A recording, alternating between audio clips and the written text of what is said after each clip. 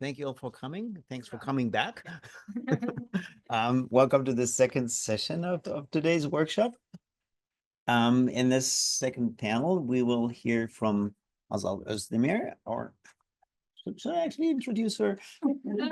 Yes, sure. So just for the record, so she's a postdoctoral fellow here at the center, having received her PhD in history from Northwestern University, working on the very subject of this here, subjecthood and leaving subjecthood in the late Ottoman Empire. Then we'll have Elif Bejan, who's a postdoctoral researcher at FNRS. And I thought Americans had a fetish for acronyms. But I think amendment goes first. Well, I'll introduce you both now, and you can fight it out while Hazal talks. So Elif's dissertation was on the arrival of Muslim refugees from the Balkans and their reception in Turkey, 1923 to 1964. She's managed the Ottoman Studies program at the Collège de France, and been a research institute assistant at the in political science at Paris-Nanterre University. And her current research explores the redefinition of old age and disability pensions in the post-Ottoman era. And then we'll have Emmanuel Schurek, associate professor of the École des Hautes Études en Sciences Sociales, currently the editor of the European Journal of Turkish Studies, who works on Turkish linguistic reformism, something very dear to me. As a topic, he works on transnational Orientalism and also on the French denial of the Armenian genocide, and has edited a astounding array of books on Turks and France, trans-Turkology, Kemalism, post-Kemalism, Orientalism. Yeah, I think that was the last one. And finally, then we'll have comments from our colleague, Milena Italina, here from Associate Professor of History and author of an seminal book on famine in Ottoman Lebanon in World War I. Yeah, so how do I fit in?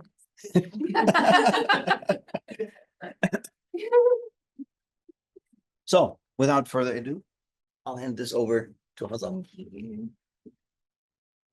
Thank you, Gottfried, for the introductions. And again, is it? I think it's on. It's on. It is. I'm trying to, insert this. Perfect. Okay, it was a perfect keynote followed by an amazing first panel. So I don't think that I can beat it, but if you can bear me for a few minutes. In the first panel, we talked about making of the Ottoman subjecthood, and let's unmake it in this panel. So I circulated a paper, which is a chapter of my dissertation, which I aim to transform into an article. And I'm really looking for your feedback. I don't know if the comparison I will talk about makes sense. So I'm very much looking forward to your recommendations in terms of sources, my framework, anything else. So my dissertation and first book project focuses on Armenian migration from the Ottoman Empire to the US at the end of the 19th century. And as I mentioned before, Armenian transatlantic mobility started as a labor migration, but with an imperial decree in 1896, the government of Abdulhamid II argued that if Armenians wanted to go to the US, they can go, but they had to renounce their Ottoman subjecthood, sign a document attesting that they would never come back, and they had to submit 2 photographs to the Ottoman state. And these photographs were multiplied into 12 distributed to the ports of entry and Ottoman ministries. So Armenians were blacklisted in a way. And they were denaturalized. And while I was writing my dissertation, I tried to show that Armenian denaturalization had a specific aim of eliminating Armenians from the Ottoman imperial body. So I tried to show that keeping Armenians out of the empire was not a physical project focused only on like genocide or massacres, but there was a bureaucratic and legal process tied to the denaturalization of Armenian migrants starting from 1890s. And to show that Armenian denaturalization had a aim of demographic engineering, I felt that I have to show the other denaturalizations in the Ottoman Empire to prove that the Armenian denaturalization occupied a specific place. So one of the points, my starting points was that to carry out the denaturalization processes of Armenian migrants, a specific commission under the Interior Ministry was formed, and it was led by Hussein Hamid, who was very well educated in the Ottoman legal system. And the point I want to make there was Armenian denaturalization would be carried out by the Interior Ministry. And why is that important? Because as Marie also mentioned very briefly, there was a Bureau of Nationality in the Ottoman Empire, which was under Foreign Ministry. So that Bureau of Nationality had to check on the real subject of a great number of individuals who were living in the Ottoman Empire, but who claimed to have extraterritorial benefits. So I think we talked a lot up to this point. And why is that important? Because like this bureau and the Foreign Ministry dealt with nationality, naturalization, and denaturalization affairs in the Ottoman Empire. But there was a specific commission built under the Interior Ministry to deal with Armenian migration and denaturalization, showing that Armenians were becoming a domestic threat, a threat from within, because we know that Interior Ministry is more security oriented. So this is one of the major differences between any kind of denaturalization and Armenian denaturalization in the Ottoman Empire. And maybe more importantly, Armenians were on, as far as I know, you can challenge me, I will be happy, were the only group who were migrated upon, who were the only migrant group who were denaturalized upon migration. So I will try to clarify that through a very bad map, which was my poor visualization skills. So like through my archival research in the Foreign Ministry archives, Interior Ministry archives, the framework I came up with that. If you were an Armenian and if you were going to the US, you would be denaturalized no matter what. But if you were an Armenian or any other subject in the Ottoman Empire, you wouldn't be denaturalized if you wanted to migrate to Europe. Let's say I was a Jewish subject living in Izmir, and then I decided to go to France and live there. Okay, I could go. And I would only be denaturalized if I wanted to naturalize as a French citizen, because dual citizenship was not accepted. So I argue that there was a distinction between forced and voluntary denaturalization. And I still don't think that these are the best terms to use. We can maybe say like denaturalization and renouncement of subjecthood, but I don't know if it still makes sense. So like the differences between like those forced and voluntary kinds of denaturalization was first, as I said, in the Armenian case, denaturalization preceded migration. So they were denaturalized and then they migrated. And secondly, the difference between interior and foreign ministries. And third, a major result of Armenian denaturalization was statelessness. So Armenians who were migrating to the US were denaturalized, and they didn't have a citizenship until they get American citizenship, let's say.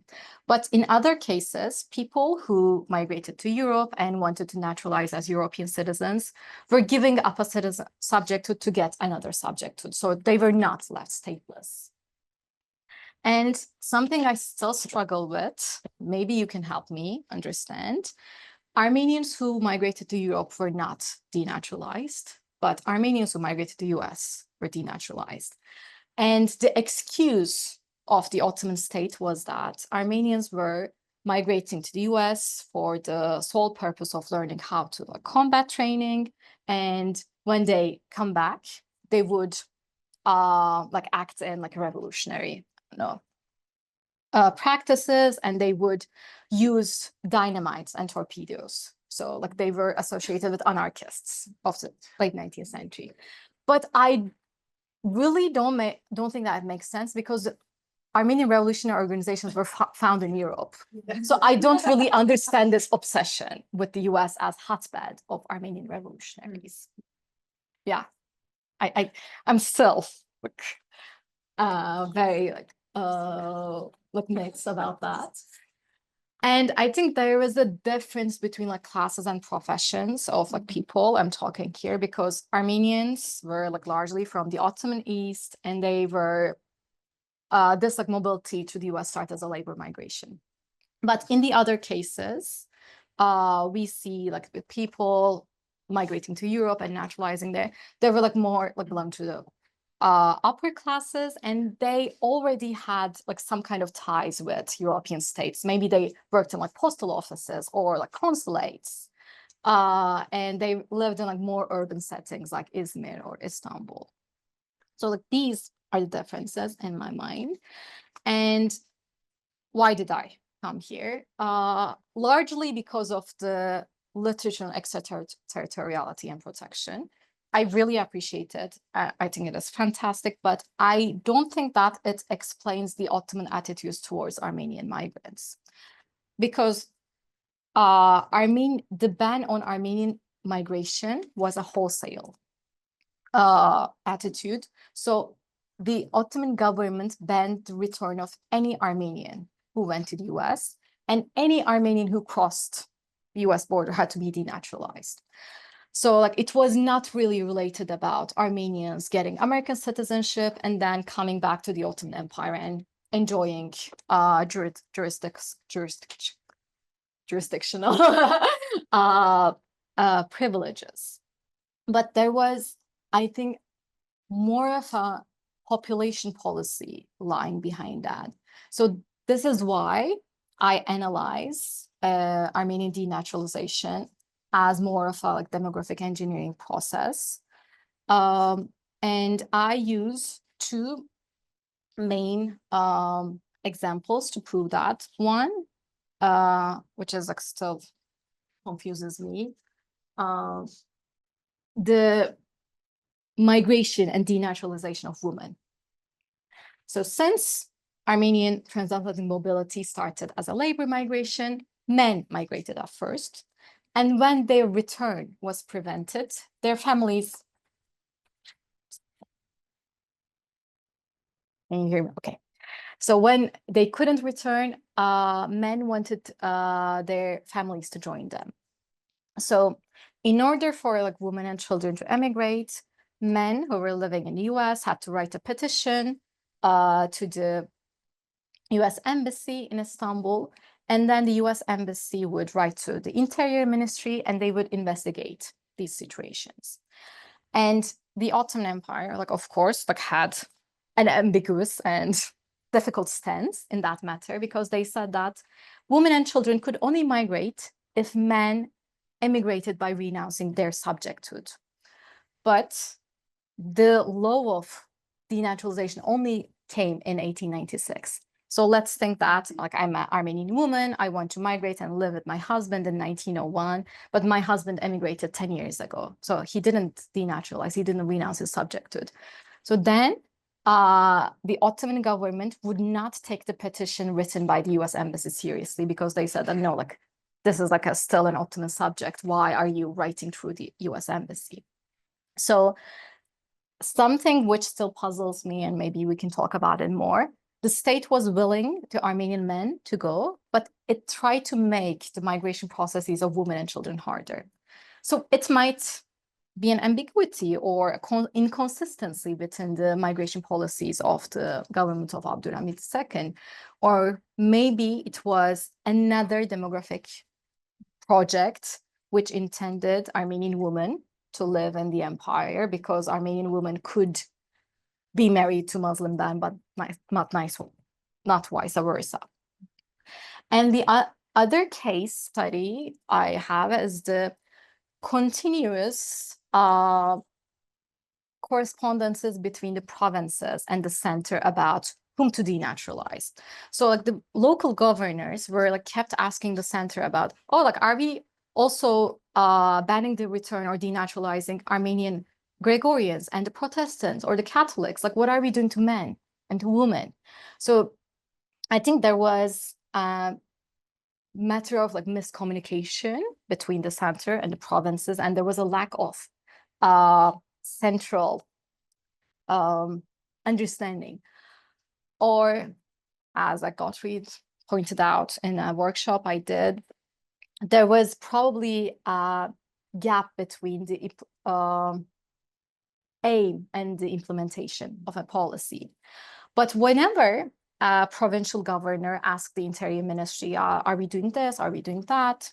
Or sometimes like the provincial governors ask to differentiate mobilities. What I mean by that is a governor from Mamre-Tülezes, for example, like asking the center, okay, we know that we shouldn't allow like facade seditious people to the empire, but this guy wanted to just emigrate with like the purpose of making a living, like they worked in the US and then they tried to come back. And like these are like not seditious people, like should we allow them? The center said no. No matter the intention, like no matter what they did, Armenians would not be allowed to come back. So that's why like I'm pointing out to like more like wholesale policy of keeping Armenians out. And one of the things I'm afraid while arguing that is, I think there is a nuance between arguing that there was like attempts to keep Armenians out of the empire who had become problematic subjects, undesirable subjects in the late 19th century, and between saying that there was a blueprint of the genocide since the 1890s. Like, I don't want to fall into that trap either. So this is something I'm sometimes I'm having difficulties in my work. And the other one is like the other ones I also mentioned, like the question of women, or why Armenians who were migrating to Europe were not denaturalized.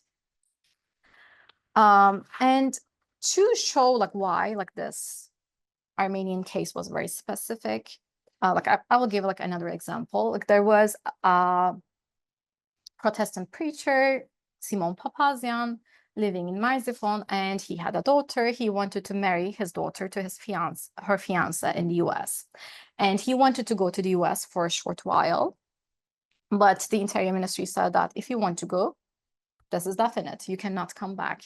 And Simon Papazian said that, oh, like I was a loyal subject of the Ottoman Empire. Like I did what I should do. Like I paid my taxes. I had a lifelong loyalty to the Ottoman state, but the response didn't change. And the Interior Ministry investigated this family.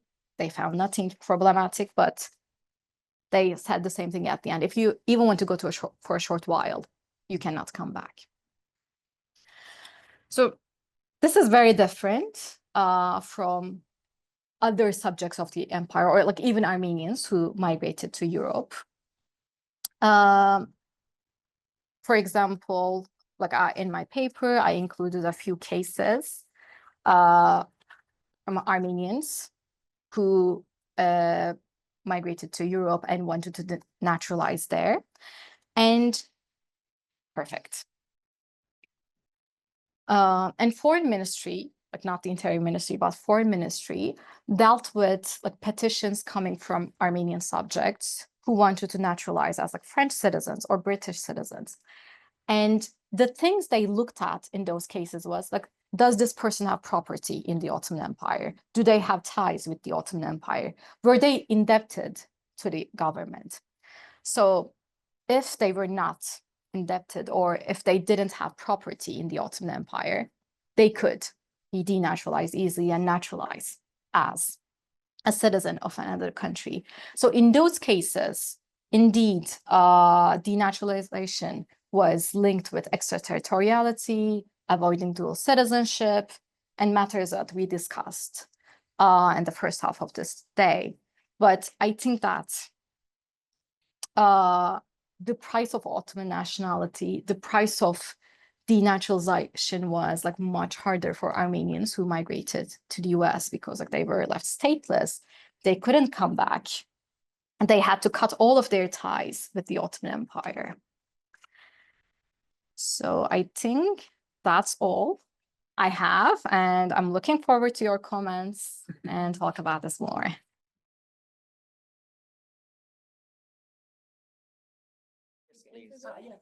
Please. People on Zoom will appreciate it. Okay. So I feel a little bit like an outsider, and I will rely on Julia, Jennifer, and Devi, and everybody else in the room to fill in the gaps that I will obviously be missing. But thank you so much for your fabulous papers, and I love the synergy between these papers. This was very well thought through, whoever did that. I'm looking at you. So of course, I mean, it's an obvious that, you know, these papers present facets of citizenship, and every time I say citizenship, also understand subjecthood, so nationality and exclusion in the late Ottoman Empire and the early Turkish Republic. To frame this analysis, I propose drawing on a range of perhaps theoretical perspectives, as I'm not coming with, you know, the empirical knowledge per se. One obviously that comes to mind, and it's perhaps an old hat, but governmentality and biopolitics, you know, loom large. Yuval Davis's concept of multi-layered citizenship, which I think works for you really well. Brubaker's understanding of nationhood as a dynamic performative process. And maybe even throwing in, you know, sideball here with Partha Chatterjee's insight into post-colonial states and how these theoretical frames, and one could have, of course, drawn on many others, as you also do in your papers, perhaps not explicitly, but they are there, to help us think through belonging, and in this case, of course, not belonging in the Ottoman and Republic context. So for one, Foucault's governmentality, and in particular relevant to your discussion, would be biopolitics, which can highlight for us how state power operates through complex networks of institution procedures, bureaucracies, and techniques to manage populations to create governable subjects. Duval's model of intersecting citizenship on axis of social stratification, resulting in producing differential experiences of belonging and exclusion, would add citizenship not just as a legal status, but also a social and political process that shapes individual identities, rights, and belongings. These negotiations are clearly evident in your papers. Brubaker's work, well, reminds us of nationhood as not fixed, but actively constructed. It's a process contested through state policies, legal frameworks, and cultural practices here as well. All three papers illustrate how the Turkish state employed these biopolitical techniques, exercising power over population by managing and regulating human life to shape a national body politic. The states use tools such as denaturalization, citizenship deprivation, and forced migration to engineer demographics. I think this is also, again, clear in your papers of the nation, selectively including and excluding individuals based on ethnic, religious, and economic criteria.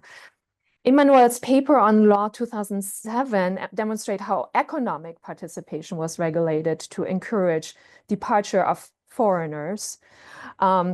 the law functions as a biopolitical tool facilitating what he terms gentle ethnic cleansing by barring non-Muslims from key professions, especially in urban centers like Istanbul. And now you gave us another example with Ankara. This exclusion was tied to broader efforts of establishing a Muslim economic bourgeoisie, which of course is also part of your paper. I'm fascinated by this gentle ethnic cleansing. You have to explain to us. I think what is gentle about it? Can ethnic cleansing ever be gentle? I know that you don't mean it as soft, but what is the utility of this term? And I think the literature on genocide will get us there. Hazard's work on Armenian denaturalization policies highlights how the Ottoman state framed Armenian women as economic and reproductive resources, linking their citizen status to perceived utility for the state. And I think you can run with that. And especially having now your list, I think this will work very, very well. I think you can make that argument. I know you've been hesitant, but I think you can. I think you can. Elif's analysis of post-imperial Turkey shows how citizenship's decisions were influenced by gendered and economic considerations, perhaps also sexuality plays into it, as we now learned in this last minute there. With women's roles in the family and labor markets scrutinized as part of a broader population management strategy, which is exactly what you need. Both papers underscore the continuities between Ottoman and Republican policies, perhaps, in using biopolitical governance to marginalize and control minorities. I'm thinking about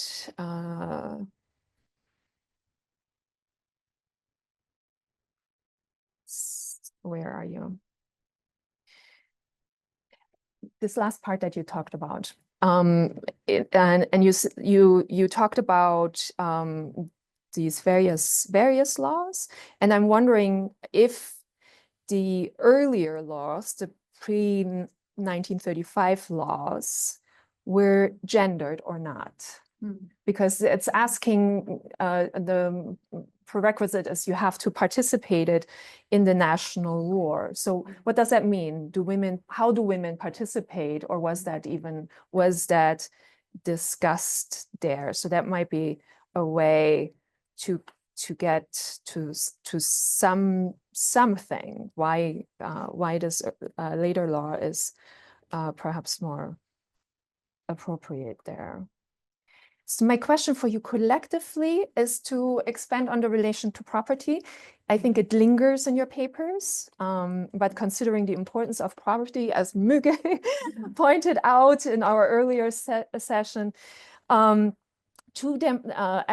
as part of the Ottoman project of demographic engineering, it might be worth thinking through how did the Turkish state's biopolitical policies, particularly those targeting women and minorities, intersect with property rights and economic control to reshape the national demographics and create a Muslim economic bourgeoisie.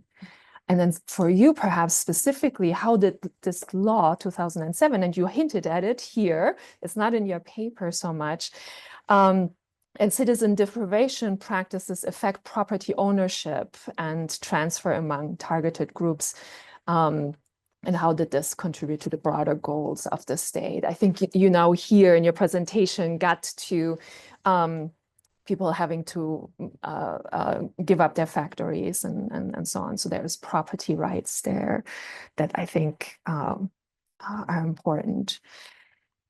My second point has to do with legal indeterminacy as a technology of exclusion, I would say. The papers reveal how the Turkish state employed this legal ambiguity as a strategic tool to manage population and exclude minorities.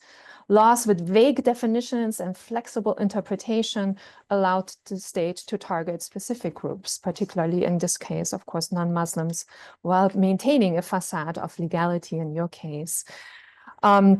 Emmanuel's examination of Law 2007 highlights how economic protectionism served as a pretext for legal measures that effectively marginalized non-Muslims. The law lacks clarity that's very clear about who qualified as foreign allowing authorities to target a broad range of individuals. Hazard's analysis of Armenian immigration policies demonstrate how the Ottoman state also used ambiguous legal frameworks to enforce denaturalization and prevent Armenians from returning. I think in your case, I would think about the bureaucracy, and you are talking about the sort of split in the bureaucracy. I think that's really important. Takes me back to the literature on bureaucracy and genocide, which is kind of old and old-fashioned, and talks about Max Weber, and so it's maybe not productive in what it would do for you, but perhaps there is sort of these gems in there that may actually lead you to figure out a new version of that in your context, right? How does this bureaucracy in its separation of functions as a technology of exclusion? My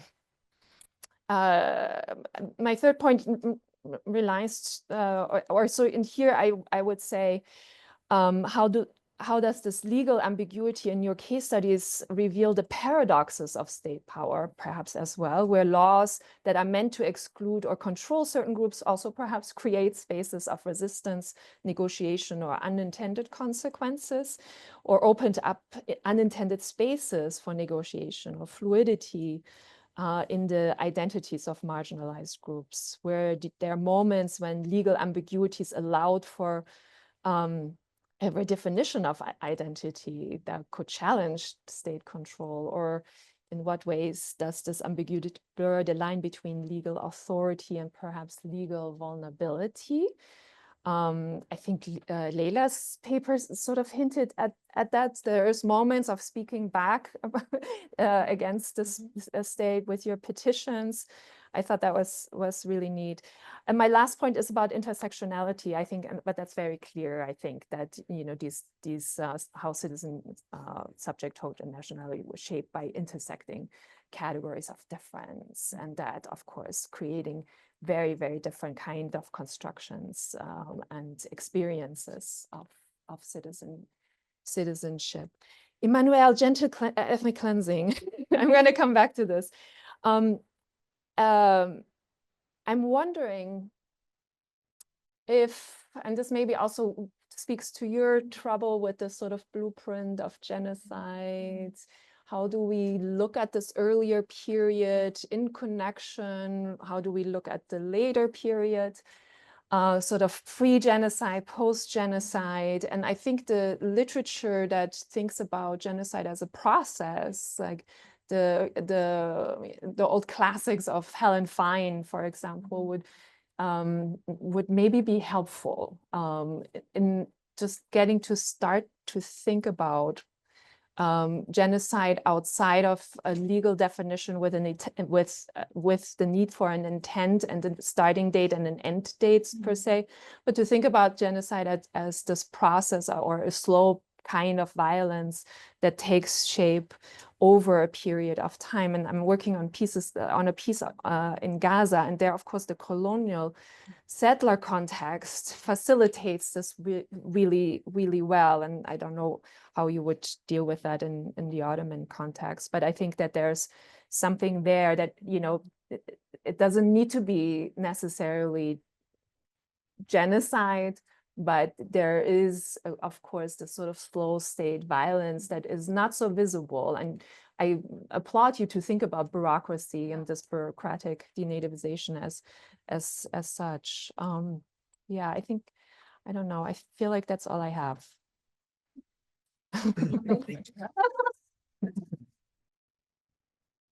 So we have about half an hour. I would say I would ask each of the Oh, you don't have to respond to it. I think you should just collect questions. Then let's open it up. Can I have the microphone? Pass it around. Oh, geopolitics, geopolitics. I think for your Europe, US question. You have to look at the Armenian question the connection, geopolitics of Ottoman Empire, perception. And then we'll go around here and end with. British Okay. texts versus Germany. Yeah. Exactly. Yeah. I think geopolitics will lend you the answer to this. Well, I wanted to jump in after Melanie because what I say will build upon what she says as well. And as all of you know, I mean, this is a period that I'm very involved in. My rise of the bourgeoisie and demise of empire literally revealed that I did through goods, institutions, and ideas, Westernization, the emergence of an Ottoman bourgeoisie. And what was very surprising in it was that it was a bifurcated bourgeoisie. That is, there were the minorities that were mostly the Ottoman trade bourgeoisie, and then there were the Muslims that was the Ottoman bureaucratic bourgeoisie. And when I was doing that, I also tried to get a sense of, especially in Beyoğlu and other places, how you can get information. And there, interestingly enough, phone directories are very important at the time that Jacques Baruch also uses in the context of Beyoğlu. It's a source that we do not usually think of. Another source that is also important are consular records, especially in the United States. It turns out in New York and in Washington, they did send a lot of their documentation back to the foreign ministry, but they kept individual files of individuals. And that is very important when they were trying to put together a Turkish diasporic sort of community. And I was talking to some colleagues and they said, well, we can't sort of use the embassy archives or the consular archives in the United States because most of the people involved, at least in the first, from the Ottoman Empire to the Turkish Republic, were minorities, which they, of course, don't define later on as sort of the national bourgeoisie. So that is important. The third thing where we would have a lot of information on this are the title deeds. The public title deeds to this day, you cannot access them in Turkey for security reasons, but that would, of course, document minority property ownership, which they do not want to come out. And this, of course, became especially contentious after the Armenian genocide. I mean, so there is that too. Now, then I move on to my denial of violence. For that book, I read about 400 memoirs written, you know, in Turkey, in Turkish, and I looked specifically on what information they had on minorities. So I didn't, or minoritized peoples. So it wasn't, you know, only that. And when you look at those memoirs, for example, Şükrü Kaya, Musa Anter's memoirs is a very interesting discussion of Ali Şükrü Babanzade playing backgammon with Şükrü Kaya, and then saying that, I mean, he would be the Muhacirin person. I mean, and he sort of, Talat Pasha says jokingly to Musa Anter, well, maybe you will do it. And he says, you know, I couldn't sleep at night because I know what he meant. And then, huh? Are you coming to a question? Well, I'm Sorry. just, yeah, just, no, I'm not, sorry, I'm just filling it out. So then, so memoirs are extremely important, especially if you want to. I have copious notes on everybody, you know, thousands of pages. But if you plug names like Henriette Goldenberg and everything, I mean, I can just see if I mention them in that. That's another source, very important for especially records. And my last one, this is it, has to do with theorization. Max Weber is fine, but let's provincialize him. And I would focus actually, I know, there is this fascinating article called Decolonizing Weber. Yeah, which is like amazing. Just say, I mean, Yeah. there is that sort of literature, but Yeah, I think yeah. that one has to move beyond it. Well, I'm proposing to you instead Hannah Arendt, especially her work on violence, written in the aftermath of the Holocaust, is extremely important. He says, I think it's important. he says that what happened in the case of the German Jews was that the sort of the communal protection that was given to the Jewish community when they became citizens passed over to state protection. And once you have the state protection as individuals rather than as a community, it was very easy for them to take out then all of these people one by one. I mean, so I think it is important. Drawing upon that, I have this idea of foundational violence, I think, which may be a good way. You know, when you transition from an empire, especially to a republic, you do have this, you know, and I talk about that, about how Union on Progress was able to sort of do that. So that's just the plug. Sorry, that's all I'm going. I didn't ask a question. So let's gather the questions that are there at the moment, just in geographical sequence. Okay.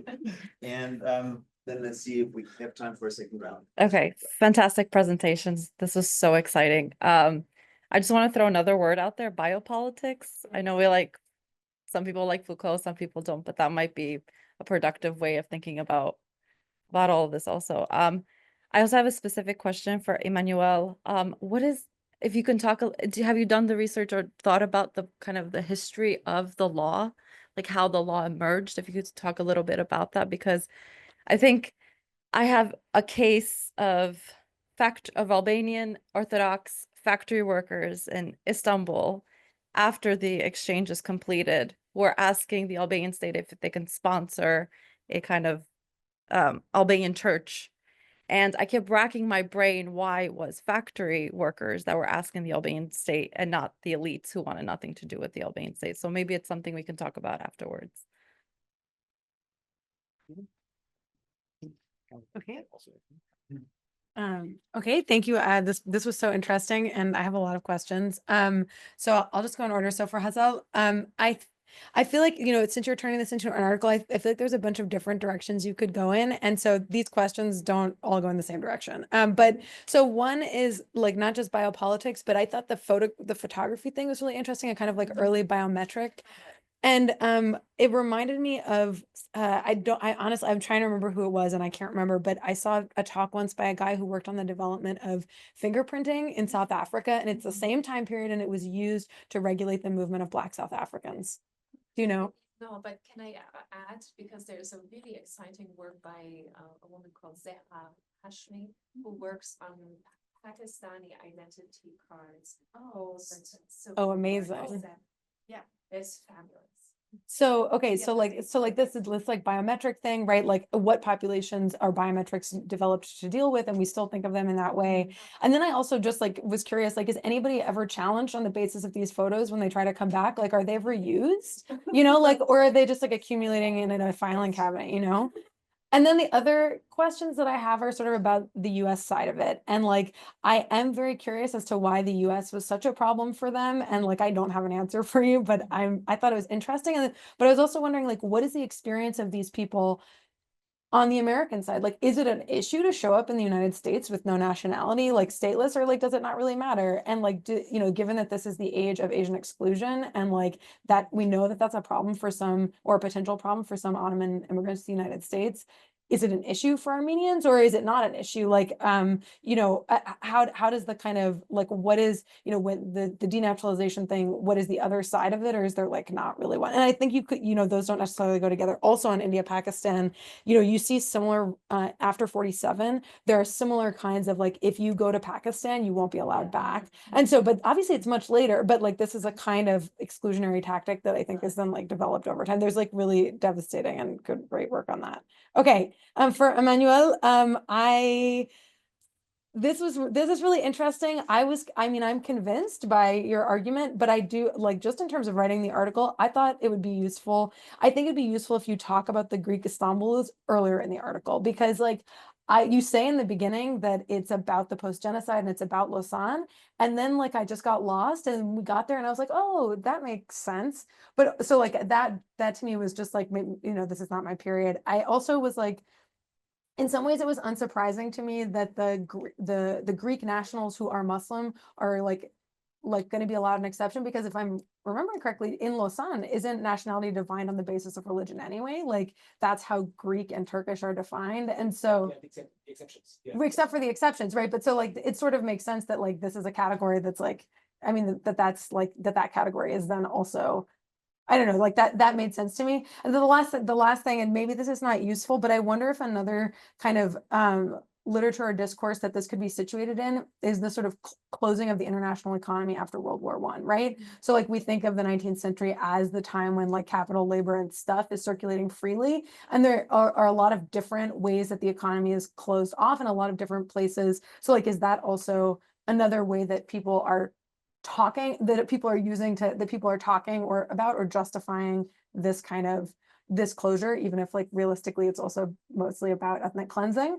I'm not sure about gentle ethnic cleansing, to be honest. But I wonder about that. And then for Elif, the plot twist just blew me away. I guess like the question I have is like, maybe you can't answer this, but like, were most of the people like her who got stripped, were they already outside of Turkey, or were people getting stripped of their Turkish nationality when they were in Turkey? And if they were, what happened to them? Like, maybe she did take Iranian citizenship, right? Like, who knows? But like, in my region, the Bidun are right, people who are made stateless. Like, is that a thing that happens to people in Turkey as well? And like, how do they deal with it? Okay, thanks.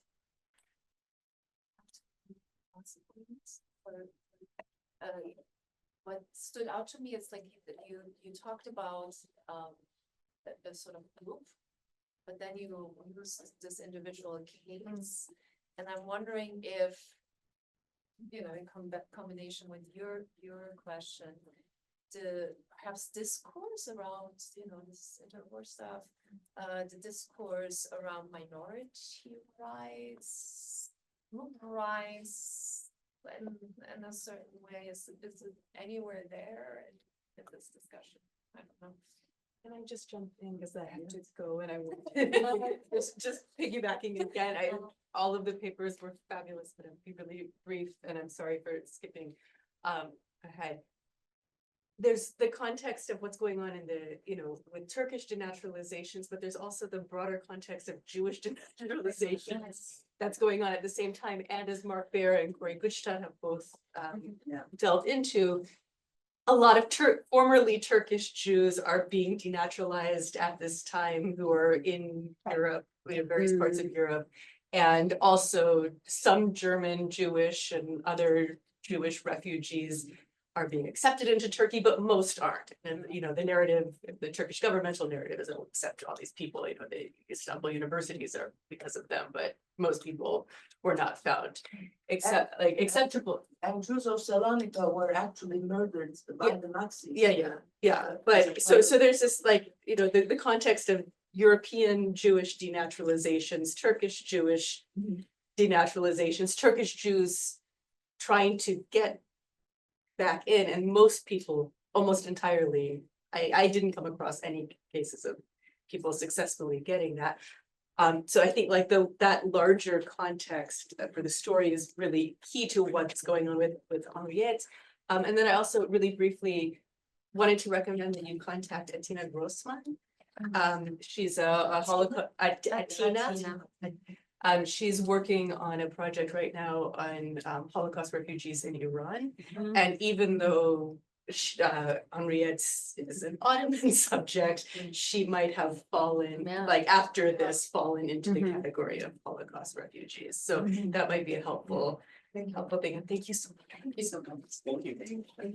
And just to add to what she said, actually there is a continuity of genocides in the 20th century. It starts with against the Hutu and the Tutsis in South Africa.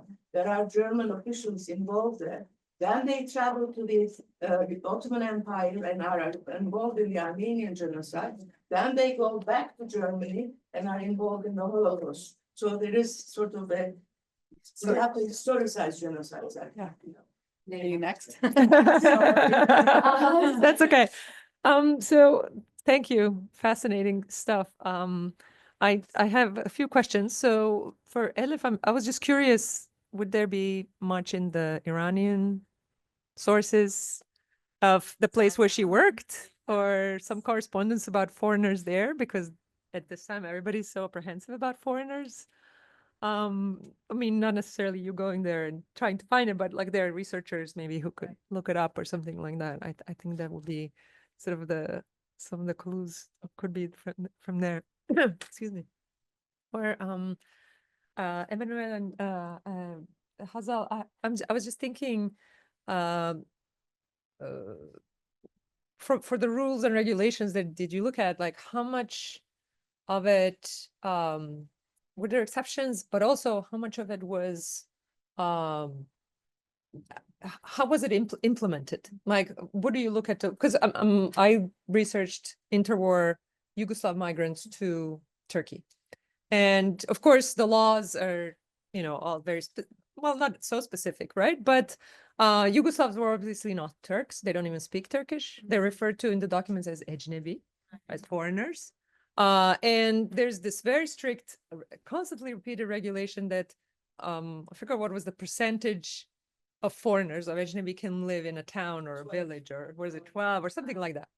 But from the cases I look at, the places that I looked at, that was never the case.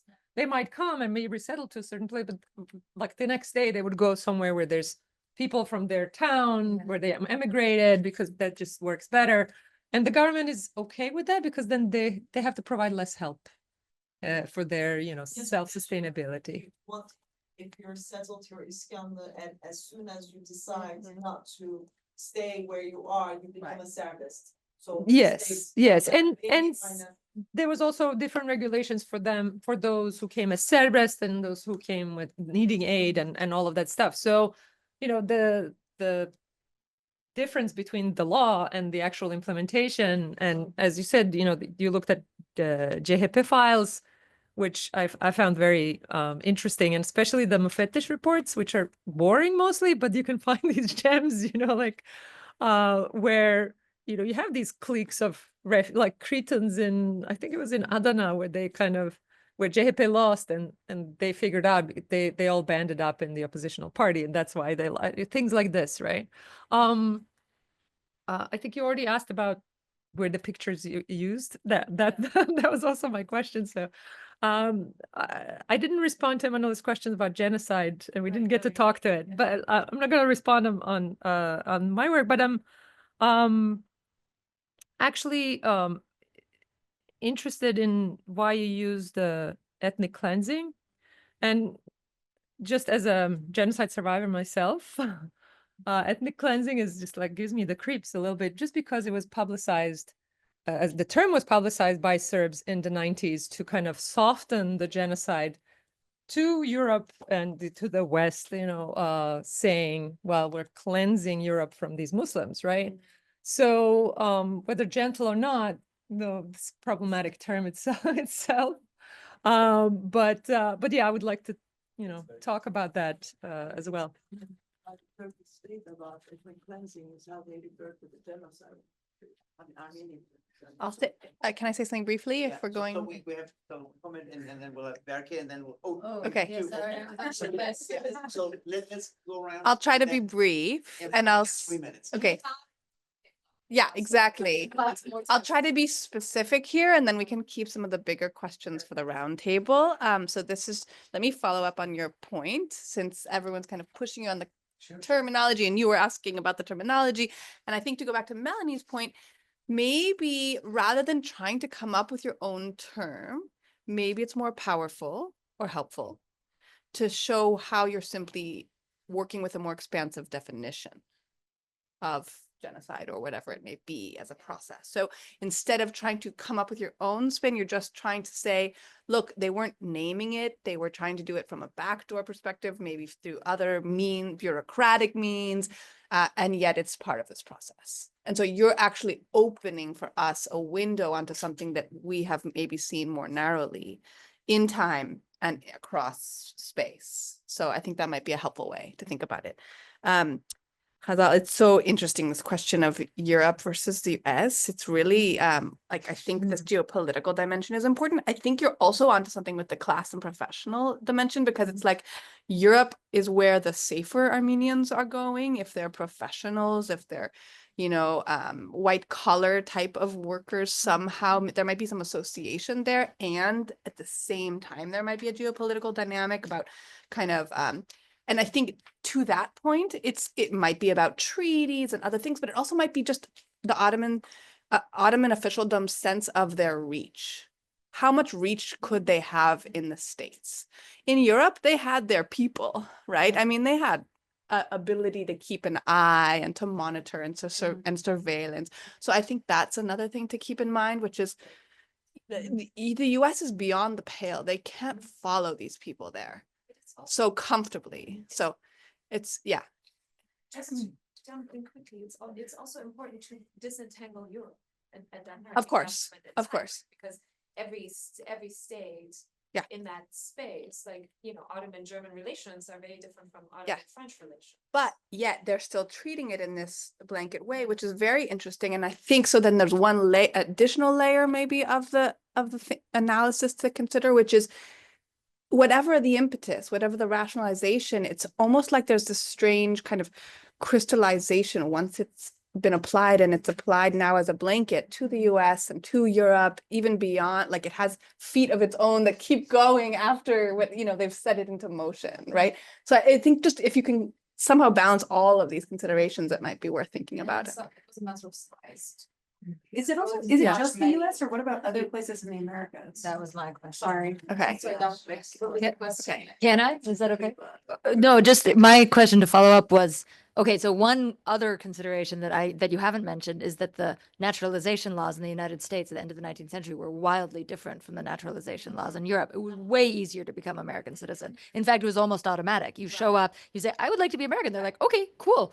Whereas that was not the case at all in Europe. It was a really tough and, you know, required the longer residence. The other, so my question was, Latin American countries tended to have similar rules as the United States. So I'm curious if you've looked to see what the policy was about Armenians, because it might have just been a question of the Armenian Ottomans are presumed not necessarily to automatically lose, whereas if they go to the United States, they're presumed to automatically become American citizens. Then the other thing that I would look at is who are the Americans in the Ottoman Empire? It's probably almost all Armenians, whereas there are not that many French Armenians or German Armenians or British Armenians in the Ottoman Empire. So it is an extraterritorial question, because what I've seen from the American consulates is that not all, but a large number of Americans in the Ottoman Empire are Armenians who emigrated, got naturalization, go back. And this is something that they're trying to get a handle on. So I do think that there's something there. And then also very quickly for Emmanuel, I'm so interested in the thing that you sort of said at the end of the paper, where you said that the diplomatic archives show that in fact it was almost impossible for non-Muslims to naturalize as Turks. And I'm curious, have you worked on that, or other people worked on that? That seems like, whoa, what the fuck? You just can't become Turkish if you're not Muslim in the 30s? That's crazy. Actually, much earlier starts. That's what I meant by foundational violence. If you look at the memoirs, people aren't allowed to actually participate in the independence war, independence struggle, if they are not Muslim. That is how they do, so that the non-Muslim even, I mean, they wanted to participate, then they use that to then blame them and say, well, you didn't participate, therefore we're not giving you citizenship. It starts with the Union and Progress, I think, era. Yes.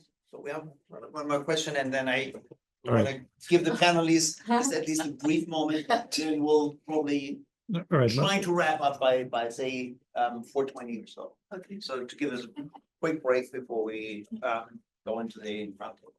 Right, I'll be very fast, and most of my questions are spoiled, so I'm a bit sad. Yeah. First, Emmanuel, I had good goosebumps while reading your paper. We're gonna talk about why, because some of my questions are answered, but I think you are also baiting me to ask this question. Have you ever encountered some professions that are banned for non-wanted, non-Turkish elements? I mean Kurdish elements. in Turkey as well. So of course, if you say İskan Kanun, I have to ask that, right? So if is there any profession that are known as Kurdish that also somehow had to be de-Kurdized? I don't know. I'm just making up words as I go. Anyhow, for Hazal, I have so many questions, but again, we're gonna have a round table. Are you familiar with the word of Sara Gualteri? I'm butchering her name probably. So definitely a Lebanese comparison that I will be very curious to read, because some of the Lebanese Christians also denaturalized as long as at the point they step foot on what was the island in New York? Ellis Island, yeah. So and not all. I don't know what. I never looked at through that lens. They could return. Yes. In theory. They're peddlers, right? Yeah, and they were also used pejorative terms for them, peddlers. Yeah, and now also one more book that might, I think, benefit both of you. Salahi Sonyal's infamous work on ecnebilerin Türkiye'nin üzerindeki it's a semi-academic work on reading the last 200 years of Turkish history on how the non-Muslims ecnebiler, and we don't know, we don't have to translate it, how ecnebiler made things worse for Ottoman Empire and Turkey. And it has citations, it looks like a book. But it's passports inside. But it has, of course, a very clear agenda. Salahi Sonyal is, of course, the guy.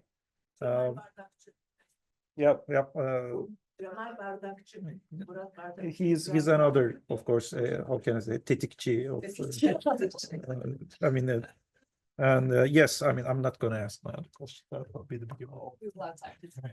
So, let's go in the order of the papers, and probably just to pick the urgent and specific ones, and we'll leave the general one. the Okay. big questions for the round table. Okay. Sleep at night. Yeah.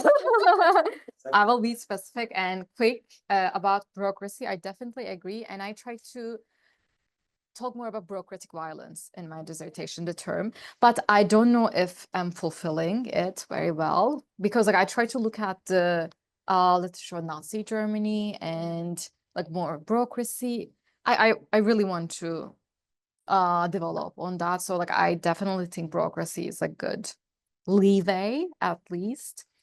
And about property, like property is like still my like weak side. And Armenians who were denaturalized had to sell their property. So like the state wanted to make sure that they cut all their ties, and they probably wanted to get their Armenian property too. So like I definitely have to like work more on the like relation between like gender and property, because like women were the ones who had to sell their property because they were the ones who left in the Ottoman Empire, and it had its afterlives too. As far as I know, like until 1964, the Turkish government operated with the law of nationality of 1869, in the sense that abandoned properties. So like Taner Akşam and Ümit Kurt talk about it. I still can't understand how, but let's say an Armenian wanted to try to return during the Turkish Republic, and they said like it's our property. But the government was looking at their records, and if they weren't denaturalized in the legal way, they were saying that, like, let's say your grandfather was an Ottoman subject, they didn't denaturalize, and they were not on their property during those eras, so it's now our property. So there's like probably more to like look at that period too. And yeah, definitely. Yeah. And were photographs used in return? Like I never came across a primary source saying that this Armenian tried to return in 1906, and we found that photograph and we compared them and we didn't allow. Almost So certainly never. it almost never, because like imagine this, like I'm an official like sitting in the port of Trabzon, I have a drawer and someone tried to return, like I took all the photos and I'm looking. And photography is a like deceiving technology. Like let's say I migrated 1901 and tried to return 5 years later, maybe I gained weight, maybe now I have a beard. And So port of entry? which port of Yeah, entry? like, I'm sorry, Yeah. So I think technologies work. no. So I think like they wanted to use the technology of the day. Like it was an ambitious project, and probably they wanted to scare Armenians from returning, because like think about it, like all the like states have our data right now, fingerprints, biometrics. Like we would be afraid to like so. I think It was discontinued. It was just for several years. until 1908, yeah. They did photographs. Exactly, yeah. So maybe they also saw that it was not feasible and doable.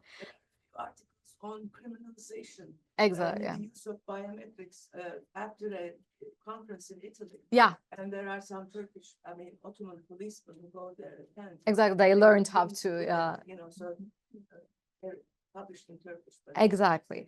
And about like how they were like perceived in the US. The US didn't require people to have like a passport or nationality until very late. And this changed after like World War I and the Immigration Quota Acts. And when I'm transforming my dissertation into a book, I want to add a chapter. I came across a box in the National Archives in DC, and it was like written in 1921 and 22. After the Immigration Quota Act of 1921, a group of Armenian women and children were detained in Ellis Island, and the US didn't allow them because like the quota was pulled from the Ottoman Empire. So the Near East Relief Foundation, Armenian churches, university groups, they wrote petitions to the Bureau of Immigration, and they said like, please allow this Armenian women and children, because like if they go back to the Ottoman Empire, they would be persecuted. And the Secretary of Labor of the time, Rob Carl White, if I'm not making that up, wrote that these people are not of the producing class that used to come to the US. Like they're not blue collar workers, they're women and children. We will not be able to put them into work in factories or in agriculture. So it doesn't make sense for us to take these like women and children. So I think it was about the transformation from migrants to refugees after World War I, and the interwar ethos about putting refugees to work. So like I want to develop on that too. And I'm looking if Leila's question, of course, like there was, I think, like a big gap between like aim and implementation. And there were like smuggling networks in the Ottoman Empire who helped Armenians to go without denaturalization, or like David Guttman's work, or helped them smuggle back into the empire. So for years, I tried to like look at like how the Hamidin government built a system.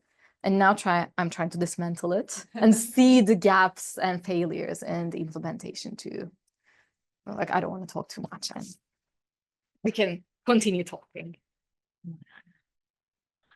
Yes, there are 3 points I want to address, otherwise I will eat my teeth. One is naturalization, the one that you mentioned. So yes, very rarely do I find in Turkish archives non-Muslims who convert to Islam and are accepted to be Muslim citizens, Turkish citizens. It happens. It's rare. We have Max Levenstein, we have a few examples, but it's rare.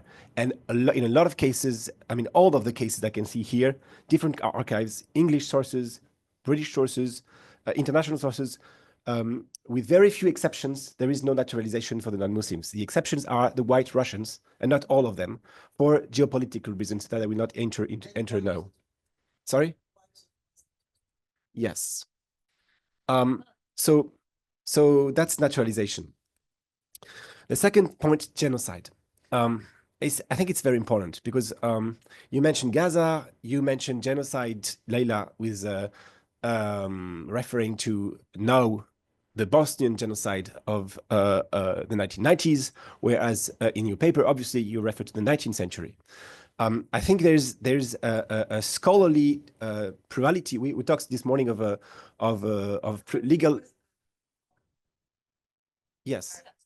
Yeah, correct. So we talked this morning about legal pluralism and not cacophony, and obviously there is scholarly pluralism here, where the tradition that I do not defend necessarily, that I come from, holds that genocides are very few in number.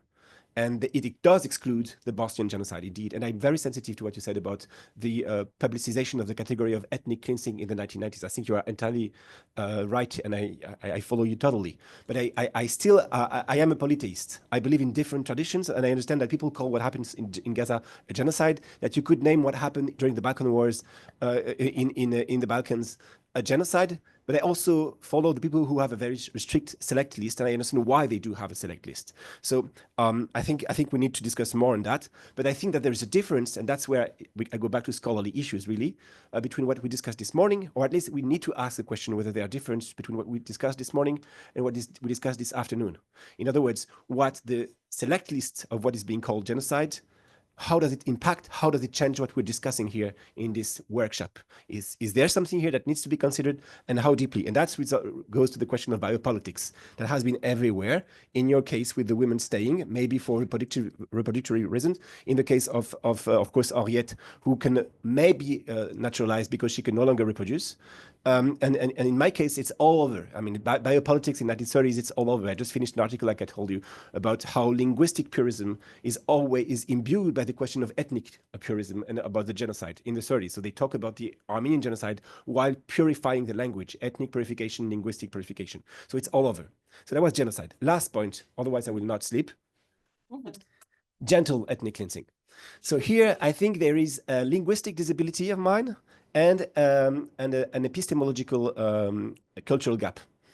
Linguistic disability is, I didn't think that you would, I mean, I came up with that word 2 days ago, so I will not defend it. It's not my thing. I'm not trying to open up for a new argument. I think the case for itself is sufficient. What I try to say, and this is where I'm trying to defend the idea, not the word, because obviously it doesn't work. You guys are the native here. What I mean by gentle ethnic cleansing, and I was thinking of peacetime ethnic cleansing, or other, and you talked about facade of legality. It's about facade. It's only about facade. It's only about that. So it's not at all. It's not at all an analytical argument. When I say gentle ethnic cleansing, I'm not trying to make a new case. I'm just trying to say that they are hiding something. They are hiding something. And when I say gentle, I mean gentleman agreement. And it's very important because the Shukri Kaya and these people are completely imbued by the image they want to project of Turkey. So that's what I mean by gentle ethnic cleansing. What I mean is really they're obsessed by facade and they are corseted by international law. And that's why your question about the history of the law is important. They waited until the convention, la Convention d'établissement that came along with the Lausanne Treaty was no longer effective to be able to impose this law. And it's very important. And the British were very angry at the Turks because the Turks told them, oh, don't worry about the rights of the foreigners. We will respect them. And once the convention was down, they got them. So it's very important because it's a matter of gentleman's agreement who protect the facade. It's more a Goffmanian argument, if you're not Erwin Goffman, than anything else. And I'm not making any analytical case. I'm just saying they're pretending that it is not ethnic cleansing. And the foreign diplomats are pretending that they do not understand that it is ethnic cleansing openly. For instance, and this is my last example, they prevent the press, the French diplomats make sure the French press and the French victims will not go to the chamber in Paris to make the case public because they don't want this bad story, to interfere with the good relations they want to have with Turkey for other reasons. So Turkey is a civilized country and we pretend they're a civilized country and we're all friends and brothers in laïcité. And therefore, I mean, it's a way, that's what I call gentle ethnic cleansing. Maybe the word I should have said is mute ethnic cleansing. I'm not making an argument here that is analytical or polite, exactly. That's my idea, yeah, polite. Yeah. It's really a matter of saving the facade, like you said. Backdoor dealing, backdoor, something hidden, yeah. Or I also think you mean more soft. Yes, exactly, like soft power, soft. Exactly, behind the curtains. Yeah, so you get the last word and then we'll break for 5 to 10 minutes. Okay. Just a word on naturalizations, because I found this papers files of people around the same time as his law. It was people who are in jazz bands who will try to convert and then try to be naturalized as well. So there's a pick. And in terms of numbers, we're talking about 100 people, so it's not that much. But I think it's a significant way of seeing just that people want to do that. People tend to convert and then ask for naturalization. So, I mean, it happens. It doesn't necessarily mean that it was accepted, but it was a strategy in that sense. About property, just a quick word. When they were drafting the Turkish nationality law, at first they were defining who can be Turkish, right? And in one of the drafts, they were saying that if someone has property in Turkey, they can claim Turkish nationality. But then it disappeared in the final text. So the property was actually in the drafts at first. In case of this lists, people are living outside of Turkey who are denaturalized. There's one exception during the Trakya events of people. There is 4 individuals who were denaturalized while living in Edirne, but then that decision got quickly annulled because it was against all the international conventions that were put into place. But they were targeted, these 4 people, while they were living in it. And there are some cases where we can see that people were denaturalized while living in it. But at the same time, each time it happened, I also saw annulment cases as well. So I don't know how it worked, and maybe they did it and they successfully denaturalized some people. But at the same time, it was against the conventions. So they were trying to do like a facade, as you said, and keep that going.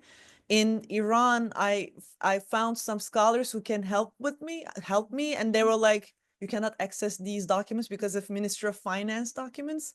But Henriette Goldenberg did send her papers to the ambassador, so we can see papers from Iran with translations as well. So it kind of helps. And actually, there are people who can do these battles and win. And there was another woman, Friedman, she was called. She was in the same list as Henriette, and she got annulled, her decision, and she was in Berlin as well. But I cannot really, that's why I try to do this quantitative analysis to understand if there are some tendencies, like, and there is not. And you cannot really see individual files as well, so you don't know if someone is successful because they know someone in the hierarchy or not. I mean, you have no idea what works and what doesn't work. And that's why I can maybe make not a general case, but talk about some individual cases to back Henriette's case as well. So yeah. Yes. Thank you.